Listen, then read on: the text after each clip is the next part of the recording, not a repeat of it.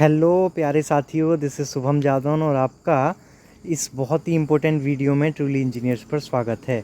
देखिए, जो भी बच्चे चश्मे पहनते हैं, जिनको भी प्रॉब्लम आँखों से रिलेटेड जो भी डाउट रहने वाला है, ठीक है, कि वो चश्मा लगाते हैं, नाइट ब्लाइंडनेस है, कलर ब्लाइंडनेस है, क्या वो अलाउ रहने वाले हैं, क्या लेज़र सर्जरी अलाउ है, तो आई वाले मेडिकल इसमें सारा कवर करने वाले हैं। आपका आई से रिलेटेड डाउट, मेडिकल से रिलेटेड डाउट, आई वाला कोई भी ऐसा डाउट नहीं रहेगा जो आज इस वीडियो में भस्म न कर दिया जाए। ठीक है, तो बहुत ही एनालिसिस के साथ, रिसर्च के साथ ये वीडियो आई है और इसमें एक भी डाउट आपका रहने वाला नहीं है। आरआरबी जेईई 2018 जब आया था और आरआरबी एनटीपीसी 2019 आया था, तो उसमें उतनी छूट नहीं थी। मेडिकल में अब कुछ एक्स्ट्रा छूट दी गई हैं, उसके बारे में देखेंगे कि क्या क्या नई नई छूट आपको इसमें मिलने वाली है। ठीक है, कुछ बच्चे चश्मे पहनते हैं, -4D -6D पावर होती है, तो इससे ज़्यादा भी होती है, तो क्या वो सब अलाउ हैं?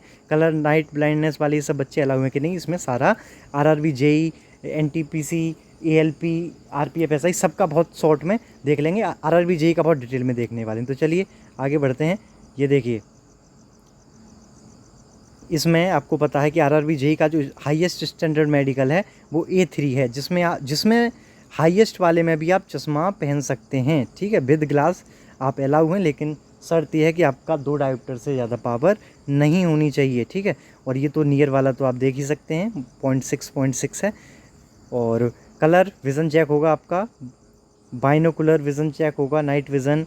ठीक है, तो कलर ब्लाइंडनेस और नाइट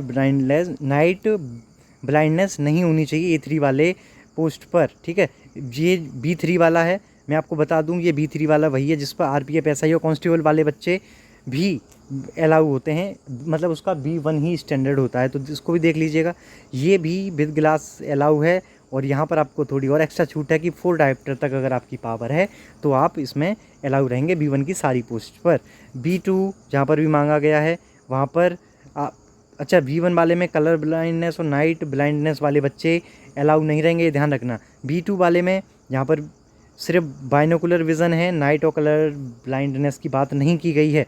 और यहाँ पर चश्मा का पावर भी अगर आपका -4 डायोप्टर वाला मायोपिया है, ठीक है, निकट दृष्टि दोष, जिसमें नियर साइट प्रॉब्लम आती है, ठीक है, जिसमें दूर का नहीं दिखता, वो वाली प्रॉब्लम है, -4 डायोप्टर तक, तो आप इसमें एलिजिबल हैं। ये रहा भाई साहब आपका दिल लूट लेने वाला मेडिकल स्टैंडर्ड C1, जिसमें आप चश्मा पहन रहे हो, नाइट ब्लाइंड, कलर ब्लाइंड हो आप, ठीक है, कुछ भी प्रॉब्लम है, ठीक है, बाइनोकुलर प्रॉब्लम है, सब चीज़ यहाँ पर आपको अलाउ कर दी जाएगी।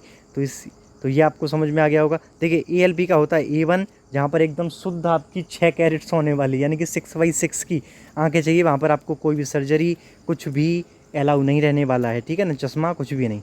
अब आगे देखते हैं। देखो, बाइनोकुलर को देख लेते हैं आपके, ये क्या होता है, जो कि आपको पता है कि A3, B1, B2 इन सब में मांगा गया है, C1 को छोड़कर। तो यहाँ पर ये आप देखिए, बाइनोकुलर का मतलब है कि जब आप किसी चीज़ को देखें तो जो आपकी आई बॉल है दोनों आँखों की, वो एक ही जगह पर हो। ऐसा ना हो कि एक आई बॉल तो एक साइड में है और एक बीच में है। ठीक है, जब जैसे कि ये आँखें हैं, तो अगर आप सामने देख रहे हैं तो दोनों आपकी आई बॉल बीच में होनी चाहिए, है ना। ऐसा नहीं, ऐसे नहीं चलेगा कि एक तो बीच में है और दूसरी साइड में। ठीक है, तो महंगापन सा नहीं आना चाहिए आपकी आंखों में, वरना आप सिर्फ C1 पोस्ट के लिए एलिजिबल रहेंगे, बाकी सब के लिए आपको रिजेक्ट कर दिया जाएगा। तो इसके अलावा एक और इम्पोर्टेंट चीज़, बहुत ही ज़्यादा इम्पोर्टेंट चीज़, जिससे बच्चे घबराते हैं कि आपको कलर ब्लाइंडनेस है या नाइट ब्लाइंडनेस है, तो क्या आप अलाउ हैं JEE, NTPC, SI, constable, ALP में? तो देखिए, ALP तो 6 कैरेट सोना है, इसमें तो बिल्कुल अलाउ नहीं है, कुछ भी चीज़ अलाउ नहीं है। जहाँ पर भी A1, A2, A3 मांगा गया, वहाँ पे तो बिल्कुल भी अलाउ नहीं है। बाकी इसमें अब आप देख लेते हैं जेईई के लिए, जो कि जेईई के लिए है ये वीडियो। तो देखिए, कुछ ये आरआरबी जेईई की कुछ पोस्ट हैं, यहाँ पर आप समझ में आ जाएगा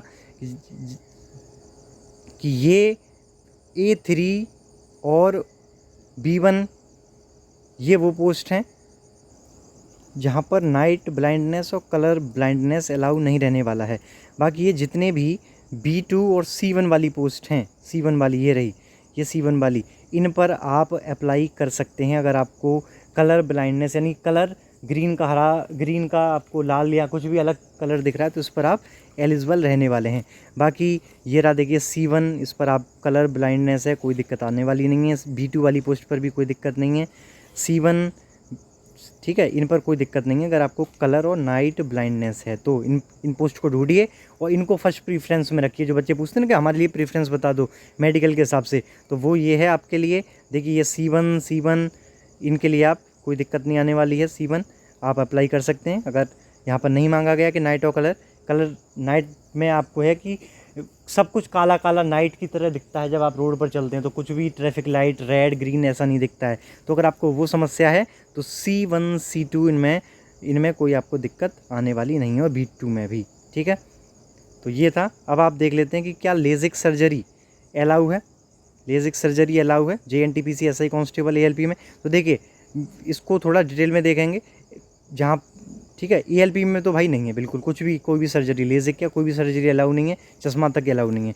बाकी आप RRB JEE का नोटिफिकेशन देखेंगे तो वहाँ पर लिखा हुआ है स्टैंडर्ड के साथ कि लेजिक सर्जरी और any other procedure to correct refractive error are not eligible for the post that required medical standard A3।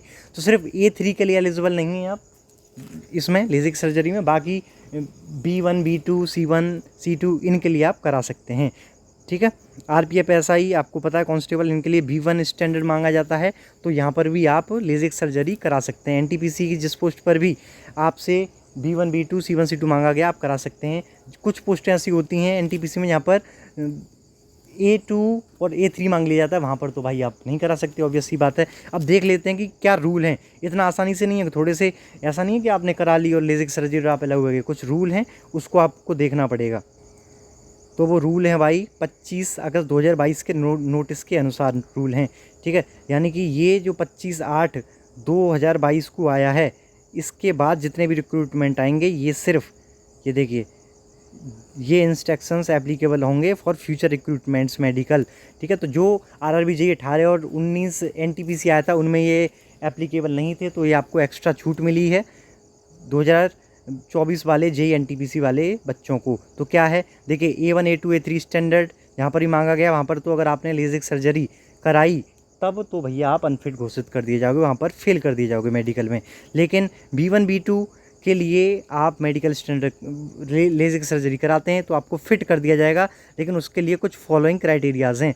जैसे कि आप जिस दिन मेडिकल करा रहे हैं उससे 1 साल पहले आपका लेजिक सर्जरी होना चाहिए। ऐसा नहीं है कि 2 महीने पहले करा कर चले गए। ठीक है, तो आप B1 B2 के लिए डिस्क्वालीफाई कर दिए जाएंगे, आपको सर्टिफिकेट देना पड़ेगा कि देखिए हमने इस डेट को कराई है। तो बहुत ध्यान रखने वाली बात है। और ये कुछ टेक्निकल टर्म्स हैं कि आपकी थिकनेस इतनी होनी चाहिए और फंडस नॉर्मल होना चाहिए, कोई आई डिसीज़ नहीं आनी चाहिए सर्जरी कराने के बाद, ये सारी चीज़ें। इसका आपको B1 B2 वाले जो RPF SI कांस्टेबल और JEE की भी बहुत सारी पोस्ट हैं उसके लिए आपको ध्यान रखना पड़ेगा। C1 C2 कोई दिक्कत नहीं है, कभी भी कराओ, कुछ भी कराओ, कितने नंबर का भी चश्मा पहनो, कलर ब्लाइंड हो, नाइट ब्लाइंड हो, कुछ भी हो भाई। C1 C2 जिनको भी दिक्कत है मेडिकल आई वाली, वो C1 C2 को चूज़ कर करके प्रेफरेंस में ऊपर रखें। मेडिकल के लिए यही मेरी तरफ से प्रेफरेंस रहेगी, आप सलाह रहेगी प्रेफरेंस को लेकर। ठीक है, ये रेलवे का ऑफिशियल नोटिफिकेशन नोटिस है, आप देख सकते हैं 2022 का। तो देखिए लेजिक सर्जरी अलाउ तो है, लेकिन मैं आपको सजेस्ट करूंगा कि आप B1 B2 के लिए करा सकते हैं, C1 के लिए कोई ज़रूरत नहीं है, क्योंकि यहाँ पर तो भैया आप कलर नाइट कोई भी प्रॉब्लम हो आपको कोई दिक्कत ही आने नहीं वाली है चश्मा लगाकर, कितने भी नंबर का हो। ठीक है, लेकिन अगर आपका चश्मा लगाकर -4 डायोप्टर से मायोपिया एक्स्ट्रा है, ऊपर है, एक्सीड कर गया है, तब आप RPF SI कांस्टेबल और जो भी JEE की पोस्ट में जहाँ पर B1 B2 मांगा गया है वहाँ के लिए आप लेजिक सर्जरी को प्रीफर कर सकते हैं। C1 के लिए मैं बिल्कुल भी सलाह नहीं देने वाला हूँ। ठीक है, वहाँ पर ज़रूरत भी नहीं है। तो आप समझ गए कि कहाँ पर आपको लेजिक सर्जरी अलाउ है JEE में और कहाँ करानी है। C1 पोस्ट वाले के लिए तो कराना ही नहीं है आपको। अगर आपका -4 डायोप्टर से अंदर है तो कोई दिक्कत ही नहीं है, उससे ज़्यादा है तो आप करा सकते हैं। ओके,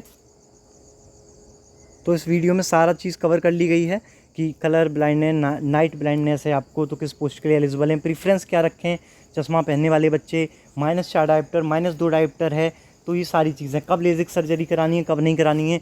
अगर आपका बहुत ज़्यादा डायोप्टर है, -6 -8 है, तब आप C1 के लिए अप्लाई करिए और उसको आई सर्जरी कराकर B1 B2 कैटेगरी में -4 के अंदर ले आइए अपनी सर्जरी कराकर, तो B1 B2 पोस्ट के लिए भी एप्लीकेबल हो जाएंगे। तो इस तरीके का प्रोसेस है। उम्मीद है आपको ये जो भी आई से रिलेटेड मेडिकल थे, JEE ALP NTPC, सब के लिए आपके डाउट क्लियर हो गए होंगे। ठीक है, ट्रूली इंजीनियर्स को आप सर्च करके YouTube Telegram X पर फॉलो कर सकते हैं। This was Shubham Jadhav who presented this video. Thank you.